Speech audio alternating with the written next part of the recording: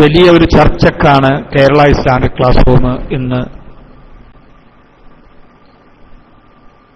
തുടക്കം കുറിക്കുന്നത്.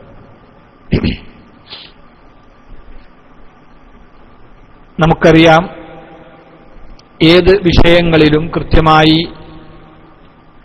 ആ വിഷയങ്ങളുടെ എല്ലാ വശങ്ങളും പരിശോധിച്ച് വളരെ വ്യക്തമായ വിഷയങ്ങൾ അവതരിപ്പിക്കുകയും അതുപോലെ തന്നെ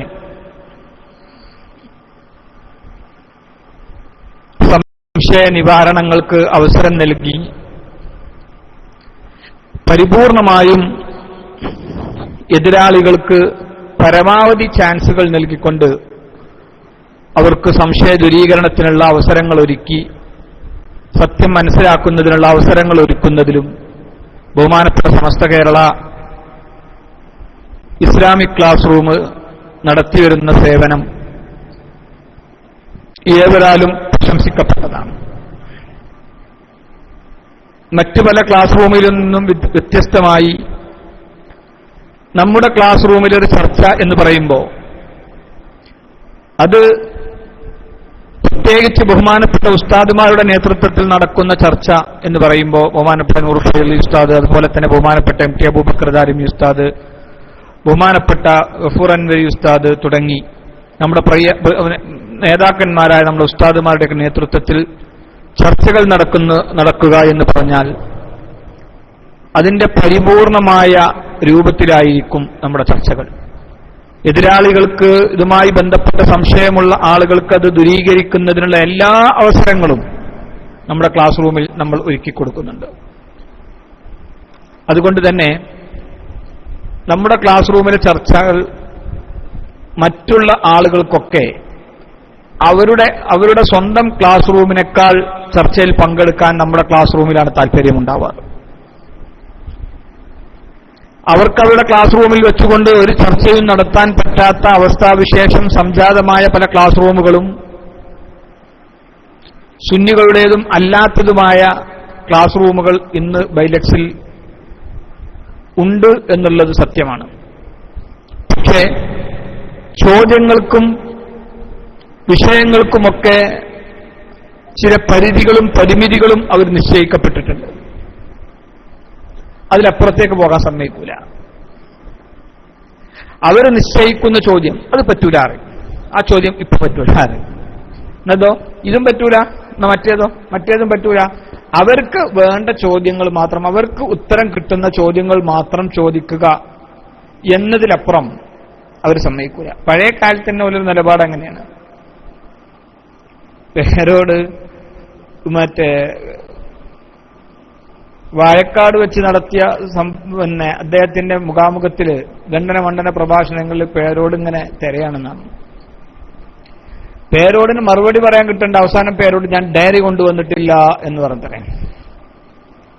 അപ്പോ അതുമായി ബന്ധപ്പെട്ട് നാട്ടിക ഉസ്താദ് പിന്നെ ഒരു പരിപാടിക്ക് നാട്ടിക ഉസ്താദ് പറഞ്ഞു, ഇനി ആരെങ്കിലും ഡയറി കൊണ്ടുവന്നിട്ടില്ലെങ്കിൽ, ഡയറി എടുത്തിട്ടില്ലെങ്കിൽ എടുക്കാൻ മറക്കണ്ട. നാട്ടിക ഉസ്താദ് പിന്നൊരു തവണ അവരെ അത് ഓർമ്മിപ്പിച്ചു, ഡയറി കൊണ്ടുവന്നിട്ടില്ല മറുപടി ചോദിക്കുമ്പോഴേ. അപ്പോ അങ്ങനെയൊക്കെ പിന്നെ അവർക്കൊക്കെ അങ്ങനെ ഡയറിയിലുള്ളത് എഴുതി വെച്ചത് അങ്ങനെയൊക്കെ ഒരു നിബന്ധനകളുണ്ട് അവർക്ക് ചർച്ചയ്ക്ക്. അതിലപ്പുറത്തുള്ള ചർച്ചകൾക്ക് അവരാരും തയ്യാറാവാറില്ല. അതേസമയം നമ്മുടെ ഉസ്താദുമാർ, നമ്മുടെ ക്ലാസ് റൂമിൽ ഉസ്താദുമാരൊക്കെ ഉള്ള സമയത്ത് ഏത് വിഷയങ്ങളാണെങ്കിലും അത് നമ്മുടെ പ്രാസ്ഥാനികമായി ബാധിക്കുന്നതോ ബാധിക്കാത്തതോ അതൊന്നും വിഷയമല്ല. അതിന്റെ ഇസ്ലാമികമായ വിധി അത് പ്രസ്ഥാനത്തിനോട് എങ്ങനെ യോജിക്കുന്നു, പ്രസ്ഥാനം അതിലെന്ത് നിലപാട് സ്വീകരിക്കുന്നു എന്നതല്ല. അതിന്റെ ഇസ്ലാമികമായ വിധി എന്ത്, അതന്നെയാണ് നമ്മളെ പ്രസ്ഥാനത്തിന്റെയും വിധി. അത് തന്നെയാണ് സമസ്ത കേരള ജംഇയ്യത്തുൽ ഉലമയുടെയും തീരുമാനം. അതിലപ്പുറം സമസ്ത കേരള ജംഇയ്യത്തുൽ ഉലമക്ക് ഒരു തീരുമാനമല്ല. അത് 100% ശരിയായ തീരുമാനങ്ങളായിരിക്കും. അതുകൊണ്ട് പിന്നെ നമ്മളെ സംബന്ധിച്ചിടത്തോളം ഏത് വിഷയത്തെക്കുറിച്ച് ചോദിക്കുകയാണെങ്കിലും അതിപ്പോ ചോദിക്കാൻ പറ്റുകയില്ല എന്ന് നമ്മൾ പറയാറില്ല. നമുക്കൊക്കെ അറിയാം, ഇന്നലെ മിഞ്ഞാന്നൊക്കെ നാലാന്നും കുറെ ദിവസങ്ങളായി നമ്മൾ നടത്തുന്ന ചർച്ചയിൽ ചൂടേറിയ ചർച്ചകൾ നടക്കുന്ന സമയത്തായിരിക്കും ഏതെങ്കിലും ഒരു മുജാഹിദ് വന്നിട്ടൊരു ചോദ്യം ചോദിക്കുക. നമ്മൾ ചൂടേറിയ ചർച്ചകൾ നടക്കുമ്പോൾ വലിയ വാഗ്വാദങ്ങൾ നടക്കുന്ന സമയത്ത് മുജാഹിദുകാരൻ റിസാദ് ചെയ്ത് ഓൻ്റെ ചോദ്യം ചോദിച്ചാൽ നമ്മൾ അവനെയും വിടാറില്ലല്ലോ, അവനും മറുപടി പറയും. അങ്ങനെ ഏത് വിഷയങ്ങളാണെങ്കിലും അതേ സമയങ്ങളിൽ തന്നെ നമ്മൾ മറുപടി പറഞ്ഞുകൊണ്ടിരിക്കുന്നുണ്ട്. പിന്നെ ചില ആളുകൾക്ക് വ്യക്തിപരമായി അറിയേണ്ട ചില ഫിഖ് മസലകളും കാര്യങ്ങളുമാണെങ്കിൽ അത് ബഹുമാനപ്പെട്ട നൂർ ഫൈസി ഉസ്താദിന്റെ ഐഡിയിലേക്ക് അപ്പോൾ തന്നെ PM ചെയ്യാൻ പറയും. കാരണം ഫിഖ് ചർച്ചകളിലും ഫിഖ് മസലകളിലും ആളുകൾക്ക് വ്യത്യസ്തമായ ഓരോ ആളുകൾക്കും അവരുടേതായ ചില കാര്യങ്ങൾ, മറ്റുള്ള ആളുകൾക്കൊക്കെ കുറെ അറിയുന്ന കാര്യങ്ങൾ അത് ചില ആളുകൾക്ക് തീരെ അറിയാത്തതായിരിക്കും, അല്ലെങ്കിൽ അവന്റെ പേഴ്സണലായി ബന്ധപ്പെട്ട കാര്യങ്ങളായിരിക്കും. ഇങ്ങനെയുള്ള കാര്യങ്ങളൊക്കെ ഉള്ളതുകൊണ്ട് ബഹുമാനപ്പെട്ട നൂർ ഫൈസി ഉസ്താദിന്റെ ഐഡിയിലേക്ക് PM ചെയ്യാൻ വേണ്ടി നമ്മൾ അഭ്യർത്ഥിക്കാറുണ്ട്. അല്ലാത്ത കാര്യങ്ങളിലൊക്കെ നമ്മുടെ ക്ലാസ് റൂമിൽ എല്ലാവർക്കും അതിനുള്ള അവസരങ്ങൾ നമ്മൾ ഒരുക്കി കൊടുക്കാറുണ്ട്. ഇൻഷാ അല്ലാഹ് ഇന്നും സംശയ ദൂരീകരണത്തിനുള്ള എല്ലാവിധ അവസരങ്ങളും ബഹുമാനപ്പെട്ട MT അബൂബക്കർ ദാരിമി ഉസ്താദിന്റെ വിഷയാവതരണത്തിന് ശേഷം നമ്മുടെ ക്ലാസ് റൂമിൽ ഉണ്ടാകും. അതുകൊണ്ട് റസൂലുള്ളാഹി സ്വല്ലല്ലാഹു അലൈഹി വസല്ലം തങ്ങളുടെ മുഅ്ജിസത്ത് മുറിഞ്ഞു പോയോ, പ്രവാചകരുടെ മുഅ്ജിസത്തും ഔലിയാക്കളുടെ കറാമത്തും മരണത്തോടുകൂടി മുറിഞ്ഞു പോകുമോ, പ്രവാചകർക്ക് നേലുണ്ടോ തുടങ്ങിയ ചോദ്യങ്ങളുമായി ഇന്ന് ബഹുമാനപ്പെട്ട MT അബൂബക്കർ ദാരിമി ഉസ്താദ് നമ്മുടെ ക്ലാസ് റൂമിൽ ഇന്ന് വിഷയം അവതരിപ്പിക്കുകയാണ്. പരമാവധി നമ്മുടെ ക്ലാസ് റൂമിലുള്ള നമ്മുടെ കോണ്ടാക്ട് ലിസ്റ്റിലുള്ള ഇന്ന് ബൈലക്സുമായി ബന്ധപ്പെട്ട് ചില പ്രശ്നങ്ങളുള്ളതുകൊണ്ട് കുറച്ച് ആളുകൾക്കൊക്കെ സമയത്ത് എത്തിച്ചേരാനോ കയറാനോ സാധിക്കാത്ത പ്രതിസന്ധി ഉണ്ടായിട്ടുണ്ട് എന്ന് അറിയാൻ കഴിഞ്ഞു. അതുകൊണ്ട് തന്നെ പരമാവധി ആളുകളെ ഈ വിഷയാവതരണം കേൾക്കുന്നതിന് നമ്മുടെ ക്ലാസ് റൂമിൽ എത്തിക്കുന്നതുമായ പ്രവർത്തനങ്ങൾ നമ്മുടെ ഭാഗത്തു നിന്നുണ്ടാവണം. പ്രത്യേകിച്ച് സംശയാലുക്കളായ സംശയങ്ങൾ ചോദിക്കുന്ന ആളുകൾക്ക്, സംശയാലുക്കൾ എന്നല്ല, സംശയം ദൂരീകരിക്കാൻ ആഗ്രഹിക്കുന്ന ആളുകൾ, നമ്മുടെ ക്ലാസ് റൂമിൽ പ്രത്യേകമായി വരുന്ന ആളുകൾക്ക് അതിനുള്ള അവസരം ചെയ്തു കൊടുക്കാൻ, അവർക്ക് സംശയങ്ങൾ ചോദിക്കാനുള്ള അവസരത്തിന് വേണ്ടി, വിഷയം കേൾക്കുന്നതിന് വേണ്ടി, വിഷയമൊക്കെ കഴിഞ്ഞിട്ട് പിന്നെ ഒന്നുകാണ്ട് ഇങ്ങനെ ചോദ്യം ചോദിച്ചിട്ട് കാര്യം ഉണ്ടാവില്ല. രാമായണം മുഴുവൻ കേട്ടിട്ട് രാമന് സീത എപ്പടി എന്ന് ചോദിച്ച പോലെ ഇത് മുഴുവൻ കഴിഞ്ഞ ശേഷം ഇങ്ങനെ ചോദിക്കുന്ന ഒരവസ്ഥ ഉണ്ടാകാൻ പറ്റില്ല. അതുകൊണ്ട് എല്ലാ വിഷയവും കേട്ട് കൃത്യമായി മനസ്സിലാക്കി പിന്നെയും സംശയം ബാക്കി നിൽക്കുന്നുണ്ടെങ്കിൽ അവർക്ക് ചോദിക്കാനുള്ള അവസരമാണ് നമ്മുടെ ക്ലാസ് റൂമിൽ നിന്നുണ്ടാകുക. എന്റെ പ്രിയപ്പെട്ട സുഹൃത്തുക്കളെ, ഇപ്പോ ചർച്ചകളുടെ ഗതികളൊക്കെ മാറി മറിഞ്ഞുകൊണ്ടിരിക്കുകയാണ്. മുടിയിൽ തുടങ്ങി അത് അങ്ങോട്ട് കത്തിക്കയറി ഇപ്പൊ എത്തി നിൽക്കുന്നത് അഷ്റഫുൽ ഖൽഖ് ത്വാഹ റസൂലുള്ളാഹി സ്വല്ലല്ലാഹു അലൈഹി വസല്ലം തങ്ങൾക്ക് പ്രത്യേകതകളൊന്നുമില്ല എന്ന് പറയുന്ന അവിടത്തേക്ക് ഇന്ന് കാര്യങ്ങൾ എത്തി നിൽക്കുകയാണ്. വളരെ ഗൗരവപരമായി ചിന്തിക്കേണ്ട ചില വസ്തുതകൾ എന്റെ പ്രിയപ്പെട്ട സുഹൃത്തുക്കൾ മനസ്സിലാക്കണം.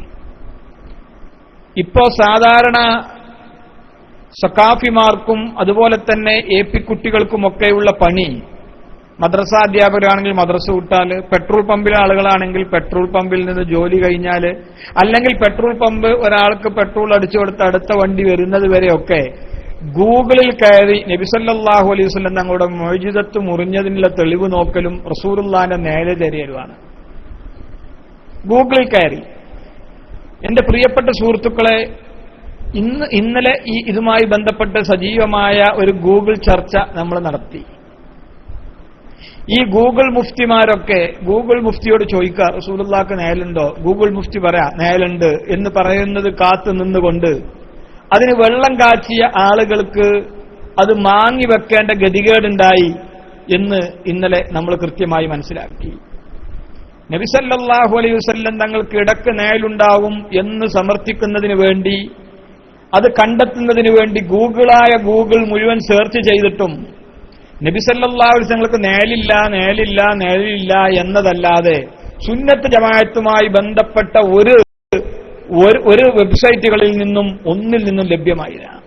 പിന്നെ ഒരാൾ നേലുണ്ട് എന്നതിന് തെളിവുമായി വന്നത് ഷാഡോലെസ് പ്രൊഫറ്റ് മുഹമ്മദ് സല്ലല്ലാഹു അലൈഹി വസല്ലം, നേലില്ലാത്ത മുഹമ്മദ് നബി എന്ന് പറയുന്ന ഒരു അധ്യായത്തിൽ നിന്നാണ് അദ്ദേഹം നബി സല്ലല്ലാഹു അലൈഹി വസല്ലം തങ്ങൾക്ക് നേലുണ്ടാകും എന്ന് കണ്ടെത്തിയത്. നബി സല്ലല്ലാഹു അലൈഹി വസല്ലം തങ്ങൾക്ക് നേലുണ്ടാകും എന്നത് കണ്ടെത്താൻ വേണ്ടി അദ്ദേഹം നടത്തിയ ചർച്ച, അദ്ദേഹം നടത്തിയ ശ്രമം ഇന്നലെ നമ്മുടെ ക്ലാസ് റൂമിൽ വളരെ ഭംഗിയായി അത് ഇന്നലെ പരാജയപ്പെട്ടിരിക്കുന്നു എന്നുള്ളത് എന്റെ പ്രിയപ്പെട്ട സുഹൃത്തുക്കളൊക്കെ മനസ്സിലാക്കി. അപ്പൊ ഗൂഗിളിൽ ആളുകൾ അടിച്ചുവിടുന്നതേ ഉണ്ടാവുള്ളൂ. ഒരു വെബ്സൈറ്റ് ഉണ്ടാവും. നമ്മൾ ഇന്നലെ മണിക്കൂറുകളോളം നമ്മൾ അദ്ദേഹത്തോട് ചോദിച്ചു, ആ വെബ്സൈറ്റ് ഒന്ന് അടിക്കാൻ പറ്റുമോ?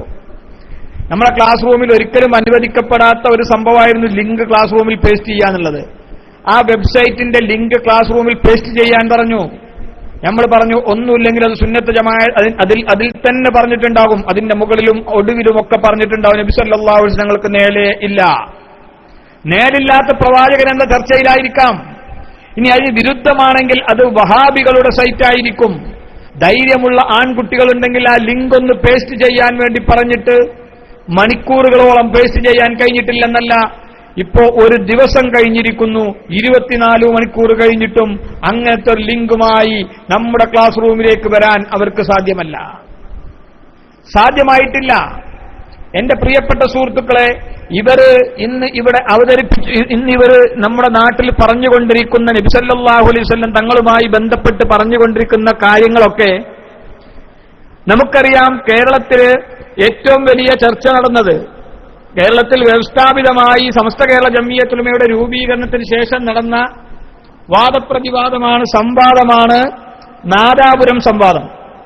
1933 സുന്നികളും വഹാബികളും നടത്തിയ സംവാദമാണ്. ഈ പുസ്തകം, എന്റെ കയ്യിലുള്ള പുസ്തകം, ഇത് അനുബന്ധമായ പുസ്തകം എന്ന് പറയുന്നത് അലവിക്കുട്ടി സക്കാഫി മടവൂർ എഴുതിയ പുസ്തകമാണ്. ആദർശരംഗത്ത് വഹാബികളുമായി സുന്നത്ത് ജമാഅത്തിന്റെ ഉലമാക്കൾ നടത്തിയ സംവാദങ്ങളുടെ സമാഹരണ കൃതി എന്നാണ് ഇതിന്റെ പേര്. അലവിക്കുട്ടി സക്കാഫി, അവതാരിക എൻ അലി മുസ്ലിയാർ കുമരമ്പത്തൂർ. കുമരമ്പത്തൂരാണ് ഇത് എഴുതിയിട്ടുള്ളത്. മുസ്ലിം സമുദായത്തിന്റെ ഭിന്നിപ്പ് സൃഷ്ടിച്ചവരാണ് വഹാബികൾ. ഖുർആൻ സുന്നത്തും അംഗീകരിക്കുന്നു എന്ന് പറയുകയും അംഗീകരിക്കാതിരിക്കുകയും ചെയ്യുകയാണ് അവരുടെ രീതി. മുഹമ്മദ് നബി സല്ലല്ലാഹു അലൈഹി വസല്ലം തങ്ങൾ ഇനിയും എന്തെല്ലാമോ ഇവിടെ പൂർത്തിയാക്കാൻ ബാക്കിയുണ്ട്, അതിന്റെ പൂർത്തീകരണമാണ് ഞങ്ങളുടെ ജോലി എന്നാണ് അവരുടെ ഉള്ളിരിപ്പ്. ആദർശരംഗത്ത് വഹാബികളുമായി സുന്നത്ത് ജമാഅത്തിന്റെ ഉലമാക്കൾ നടത്തിയ സംവാദമാണ് ഈ കൃതിയിൽ. ഇത് ക്രോഡീകരിച്ച് സമൂഹത്തിന് സമർപ്പിക്കുന്ന മടവൂർ അലിക്കുട്ടി സക്കാഫിക്കും ഇതിന് സഹായിച്ചവർക്കും നാഥൻ അർഹമായ പ്രതിഫലം നൽകുമാറാകട്ടെ. ഇതൊരു സാലിഹായ അമലായി നാഥൻ സ്വീകരിക്കുമാറാകട്ടെ. എൻ അലി മുസ്ലിയാർ കുമരമ്പത്തൂര്, സമസ്ത കേരള ജംഇയ്യത്തുൽ ഉലമ വ്യാജം അംഗം. ഇദ്ദേഹം ഈ പുസ്തകത്തിലെ കോഴിക്കോട് സംവാദം എന്ന്, അത് 1925 നടന്നു. സമസ്തയുടെ രൂപീകരണത്തിന് ശേഷം നാദാപുരം സമ്മേളനമാണ് ആദ്യമായി നടക്കുന്നത്. ആ നാദാപുരം സമ്മേളനത്തിൽ നബി സല്ലല്ലാഹു അലൈഹി വസല്ലം തങ്ങളടക്കം മഹാന്മാരായ ആളുകളോട് അവരുടെ വഫാത്തിന് ശേഷം സഹായം അഭ്യർത്ഥിക്കാൻ പറ്റുമോ എന്ന ചോദ്യം ചോദിക്കുന്നിടത്ത് വഹാബികൾ അത് പറ്റുകയില്ല എന്നതിന് തെളിവായി അംബിയാ മുർസലീങ്ങളുടെയും ഔലിയാക്കളുടെയും കറാമത്തും മുഅ്ജിസത്തും അത് വഫാത്തോടുകൂടി മുറിയുമെന്ന് പറഞ്ഞപ്പോൾ ബഹുമാനപ്പെട്ട കണ്ണിയത്ത് അഹമ്മദ് മുസ്ലിയാർ ചാടി എണീറ്റുകൊണ്ട് ലാ കട്ടു എന്ന് പറഞ്ഞുകൊണ്ട് ചാടി എണീറ്റു എന്നാണ് അദ്ദേഹം തന്നെ എഴുതി വച്ചിട്ടുള്ളത്.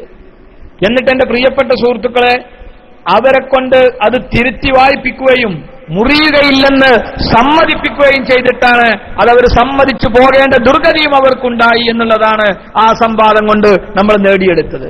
ഇപ്പൊ ഏകദേശം 1933 ശേഷം 19 വർഷങ്ങൾ കഴിഞ്ഞപ്പോൾ വീണ്ടും അതേ പാമ്പ് തലപൊക്കിയിരിക്കുന്നു, അതേ സർപ്പം, അതേ വിഷസർപ്പം വീണ്ടും തലപൊക്കിയിരിക്കുന്നു. അതേ വാദവുമായി വിധൈകൾക്ക് കൊയലൂത്ത് പാടുന്ന ചില ആളുകൾ, വിധൈകളുടെ ചിന്താഗതികൾക്ക് അടിസ്ഥാനമുണ്ടാക്കി കൊടുക്കുന്ന ചില ആളുകൾ ഇന്ന് രംഗപ്രവേശം ചെയ്തുകൊണ്ടിരിക്കുന്നു. അവർക്കെതിരെയും സമസ്ത കേരള ജംഇയ്യത്തുൽ ഉലമയുടെ ശക്തരായ പ്രവർത്തകന്മാർ, പ്രത്യേകിച്ച് ഖണ്ഡന രംഗങ്ങളിലും അതുപോലെ തന്നെ സംവാദങ്ങളിലുമൊക്കെ നിറഞ്ഞു നിൽക്കുന്ന ബഹുമാനപ്പെട്ട MT അബൂബക്കർ ദാരിമി ഉസ്താദിനെ പോലെ, ഗഫൂർ അൻവരി ഉസ്താദിനെ പോലെ, അതുപോലെ തന്നെ മുസ്തഫ അഷ്റഫി ഉസ്താദിനെ പോലെയുള്ള ആളുകളൊക്കെ ഇന്നും സജീവമായി തന്നെ അങ്ങനത്തെ കാര്യങ്ങളിൽ നിലനിൽക്കുന്നുണ്ട് എന്നുള്ളതാണ് ഏറ്റവും കൗതുകരമായ വസ്തുത. എന്റെ പ്രിയപ്പെട്ട സുഹൃത്തുക്കൾ, ഏറ്റവും നമ്മെ ചിന്തിപ്പിക്കുന്ന വസ്തുത, പ്രിയപ്പെട്ട സുഹൃത്തുക്കളെ, ഇദ്ദേഹം പറയുന്ന ഒരു കൗതുകരമായ ഒരു കാര്യമുണ്ട്. വളരെ വളരെ വളരെ കൗതുകരമായ ഒരു കാര്യം. അതായത് പൂനൂർ സംവാദം, പൂനൂർ വാദപ്രതിവാദത്തിലെ പൂനൂർ മർക്കാർ ഹാജിയുടെ പീഡിക വരാന്തയിലായിരുന്നു സ്റ്റേജ്. സുന്നി പക്ഷത്ത് പതി അബ്ദുൽ ഖാദർ മുസ്ലിയാർ, പറവണ്ണ മൊയ്തീൻകുട്ടി മുസ്ലിയാർ, EK അബൂബക്കർ മുസ്ലിയാർ, മുതലായവരും വഹാബി പക്ഷത്ത് എടവണ്ണ അലവി മൗലവിയും ഏതാനും പേരും സംബന്ധിച്ചു. MCC അബ്ദുറഹ്മാൻ മൗലവി അസുഖമാണെന്ന കാരണം പറഞ്ഞ് പൂനൂരിൽ വന്നിരുന്നില്ല. 1.5 ലക്ഷത്തോളം ആളുകൾ പൂനൂരിൽ ശ്രോതാക്കളായി എത്തി. കേൾക്കുന്നതിലേറെ പതി എന്ന് ശ്രദ്ധേയനായ ആ പണ്ഡിതനൊരു നോക്ക് കാണാനായിരുന്നു ഇത്രയും ജനം തടിച്ചുകൂടിയത്. അതിന് കാരണം നടിയിരിപ്പ് തന്നെയായിരുന്നു. ശ്രോതാക്കളിൽ സുന്നി കരിയുടെ ആവേശവും വഹാബീസത്തിന്റെ കണ്ട കോടാലിയുമായ ഷെയ്ഖുന കാന്തപുരവും സംബന്ധിച്ചതായി ഈ കുറിപ്പുകാരനോട് ഒരിക്കൽ പറയുകയുണ്ടായി. ശ്രോതാക്കളിലെ 1.5 ലക്ഷം ശ്രോതാക്കളിൽ കാന്തപുരം ഉണ്ടായിരുന്നു. 1.5 ലക്ഷം ശ്രോതാക്കളിൽ കാന്തപുരം ഉണ്ടായിരുന്നു എന്ന് പോലും ഇതിലെഴുതി വെച്ചിട്ടുണ്ട്. അത് കാന്തപുരം പങ്കെടുത്ത കാന്തപുരം ശ്രോതാവായി 1.5 ലക്ഷം 50,000 ആളുകളിൽ ഒരാളായി കാന്തപുരം ഉണ്ടെങ്കിൽ ആ പേര് പോലും എഴുതി വെച്ചുകൊണ്ട് എഴുതിയ ഒരു സംവാദങ്ങൾ എന്ന് പറയുന്ന പുസ്തകമാണ് എന്റെ കയ്യിലുള്ളത്. അതിൽ പോലും ഇന്നത്തെ ഇവരുടെ ആരോപണങ്ങൾക്ക് കൃത്യമായി മറുപടി പറഞ്ഞിരിക്കുന്നു. അതുപോലെ തന്നെ പല പുസ്തകങ്ങളിലും സുന്നത്ത് ജമാഅത്ത് എന്ന പേരിൽ സുലൈമാൻ സക്കാഫി മാലിയേക്കൽ ഇറക്കിയ പുസ്തകത്തിൽ നബി സല്ലല്ലാഹു അലൈഹി വസല്ലം തങ്ങളുടെയും അതുപോലെ തന്നെ മറ്റ് ഔലിയാക്കളുടെയും മുഅ്ജിസത്തും കറാമത്തും മരണത്തോടുകൂടി മുറിഞ്ഞു പോവുകയില്ല എന്ന് കൃത്യമായി അതിൽ പ്രതിപാദിക്കുന്നുണ്ട്. അതുപോലെ തന്നെ നബി ഇവരുടെ വലിയ നേതാവായ നൂറുൽ ഉലമ MA അബ്ദുൽ ഖാദർ മുസ്ലിയാർ മർഹൂം തബ്ലീഗിന് എന്താ കുഴപ്പം എന്ന പേരിൽ ഒരു പുസ്തകം പ്രസിദ്ധീകരിച്ചിട്ടുണ്ട്. ആ പുസ്തകത്തിന്റെ 43-ാമത്തെ പേജിൽ അദ്ദേഹം പറയുന്നു, മരണം കൊണ്ട് കറാമത്ത് മുറിയുന്നില്ല. അമ്പിയാക്കളുടെ മുഅ്ജിസത്തുകളും ഔലിയാക്കളുടെ കറാമത്തുകളും സമ്മതിച്ചാൽ തന്നെ മരണാനന്തരവും അത് നിലനിൽക്കുമോ എന്ന സംശയമാണ് മറ്റു ചിലർക്കുള്ളതെന്ന് അവരുടെ പ്രസ്താവനകൾ കൊണ്ട് വ്യക്തമാകുന്നു. ആർക്ക്? തബ്ലീഗർക്ക് സുന്നത്ത് ജമാഅത്തിന്റെ എതിരാളികൾക്ക് നോക്കണം, എത്ര വളരെ കൃത്യമായി വെച്ചുകൊണ്ട് MA അബ്ദുൽ ഖാദർ മുസ്ലിയാർ അമ്പിയാക്കളുടെ മുഅ്ജിസത്തുകളും ഔലിയാക്കളുടെ കറാമത്തുകളും സമ്മതിച്ചാൽ തന്നെ, മുഅ്ജിസത്തും കറാമത്തൊക്കെ ഉണ്ടെന്ന് അവർ സമ്മതിച്ചാൽ തന്നെ മരണാന്തരവും അത് നിലനിൽക്കുമോ എന്ന സംശയമാണ് ഈ വിധേയികൾക്കുള്ളത്. MA അബ്ദുൽ ഖാദർ മുസ്ലിയാർ എഴുതി വെക്കാണ്. എന്നിട്ട് മരണാനന്തരം, മരണത്തിന് ശേഷം മുഅ്ജിസത്തും കറാമത്തും മുറിയുകയില്ലെന്നും അത് നിലനിൽക്കുമെന്നും സമർത്ഥിക്കുന്നതിന് വേണ്ടി അദ്ദേഹം 1-2 പേജുകളിൽ കൃത്യമായ തെളിവുകൾ വിശദീകരിച്ചുകൊണ്ട് അദ്ദേഹം ഇതിൽ സംസാരിക്കുന്നുണ്ട്. ചെറിയ കൃതിയാണ്, ചെറിയ പുസ്തകമാണ്. എന്നിരുന്നാലും അതിന് അദ്ദേഹം ഇതിലും അവസരമൊരുക്കിയിട്ടുണ്ട്. എന്റെ പ്രിയപ്പെട്ട സുഹൃത്തുക്കൾ, അതുകൊണ്ടാണ് നമ്മൾ പറഞ്ഞത്, ഇവരുടെ പൂർവീകന്മാരായ ഒരാൾക്കും 2011 മുമ്പ് നബി സല്ലല്ലാഹു അലൈഹി വസല്ലം തങ്ങൾക്ക് നേലുണ്ടെന്നോ മുഅ്ജിസത്തും കറാമത്തും വഫാത്തോടുകൂടി മുറിഞ്ഞു പോകുമെന്നോ വാദം ഉണ്ടായിട്ടുണ്ടെങ്കിൽ അവരന്ന് പറഞ്ഞ വാദവുമായി രംഗത്ത് വരാൻ തയ്യാറുള്ള ആൺകുട്ടികളുണ്ടെങ്കിൽ ഞങ്ങൾ വെല്ലുവിളിക്കുന്നു. എത്ര ദിവസമായി ഞങ്ങൾ വെല്ലുവിളി തുടങ്ങിയിട്ട്? മറുപടി പറയാൻ ആരെങ്കിലും ഉണ്ടോ? 2011 മുമ്പ് നിങ്ങളുടെ മാത്രം നേതാക്കന്മാരായി നിങ്ങൾ അംഗീകരിക്കുന്ന ആളുകൾ പോലും നിങ്ങൾ ഇന്ന് പറയുന്ന വാദങ്ങൾക്ക് പരിപൂർണമായും എതിരായ വാദങ്ങൾ ഉന്നയിക്കുകയും അത് പ്രസംഗിക്കുകയും എഴുതുകയും അതുപോലെ തന്നെ പ്രസിദ്ധീകരിക്കുകയും ചെയ്തതിന്റെ അനവധി തെളിവുകൾ ഞങ്ങളുടെ കൈകളിലുണ്ട്. പുസ്തകങ്ങളുടെ കൂമ്പാരങ്ങൾ ഞങ്ങളുടെ കൈകളിലുണ്ട്. നിങ്ങളുണ്ടോ? ഇനി ഇന്നലെ വളരെ രസകരമായ ഒരു പ്രഭാഷണം അലവി സക്കാഫി കുളത്തൂരിന്റെ ഞാൻ കേട്ടു. നബി സല്ലല്ലാഹു അലൈഹി വസല്ലം തങ്ങൾ ഞാൻ കേൾപ്പിച്ചു തരാം ഇൻഷാ അല്ലാഹ്. നമ്മുടെ ചർച്ചയ്ക്ക് ബഹുമാനപ്പെട്ട MT അബൂബക്കർ ദാരിമി ഉസ്താദിന്റെ ചർച്ചയ്ക്ക് ശേഷം ഇൻഷാ അല്ലാഹ് അതുമായി ബന്ധപ്പെട്ട് അലവി സക്കാഫിയുടെ നബി സല്ലല്ലാഹു അലൈഹി വസല്ലം തങ്ങളുടെ നൂർ എന്താണെന്നും നബി സല്ലല്ലാഹു അലൈഹി വസല്ലം തങ്ങളെ എന്തുകൊണ്ട് സൃഷ്ടിക്കപ്പെട്ടു എന്നും നബി സല്ലല്ലാഹു അലൈഹി വസല്ലം തങ്ങളുടെ പ്രത്യേകതകൾ എന്തൊക്കെയാണെന്നും നബി സല്ലല്ലാഹു അലൈഹി വസല്ലം തങ്ങളുടെ നൂറ് ബഹുമാനപ്പെട്ട ഇബ്രാഹിം നബി അലൈഹിസ്സലാമിലുള്ളത് കൊണ്ട് ഇബ്രാഹിം നബിക്ക് ലഭ്യമായ ഗുണം എന്താണെന്നും ഒക്കെയുള്ള ചർച്ചകൾ ഇൻഷാ അല്ലാഹ് ബഹുമാനപ്പെട്ട MT അബൂബക്കർ ദാരിമി ഉസ്താദിന്റെ വിശാദത്തിന് ശേഷം അതിന്റെ ക്ലിപ്പുകളൊക്കെ നമ്മുടെ ക്ലാസ് റൂമിൽ ഉണ്ടാകും. പുതിയ പല ക്ലിപ്പുകളും നിങ്ങളെ കേൾപ്പിക്കാൻ കൂടിയുണ്ടെന്ന് എന്റെ പ്രിയപ്പെട്ട സുഹൃത്തുക്കളോട് ഉണർത്തിക്കൊണ്ട്, ഏതായാലും എല്ലാ ഗൂഗിൾ മുഫ്തിമാരെയും ഫേസ്ബുക്ക് മൗലാനമാരെയും അങ്ങനെയുള്ള മുഴുവൻ ആളുകളെയും അതുപോലെ തന്നെ നബി സല്ലല്ലാഹു അലൈഹി വസല്ലം തങ്ങളുടെ നേല് മുറിഞ്ഞത് ഗൂഗിളിൽ തെരഞ്ഞിട്ട് കിട്ടാതെ ബുദ്ധിമുട്ടി നിൽക്കുന്ന ആളുകൾ അടക്കമുള്ള ആളുകൾക്ക് നബി സല്ലല്ലാഹു അലൈഹി വസല്ലം തങ്ങൾക്ക് നേലില്ല എന്നതിന് സുന്നത്ത് ജമാഅത്തിന്റെ ഒരു പണ്ഡിതന്മാരിൽ നിന്നും ഒരു ഇബാറത്തും ഇന്ന് വരെ ഹാജരാക്കാൻ കഴിഞ്ഞിട്ടില്ല. ഇനി അവർക്ക് കഴിയുകയുമില്ല.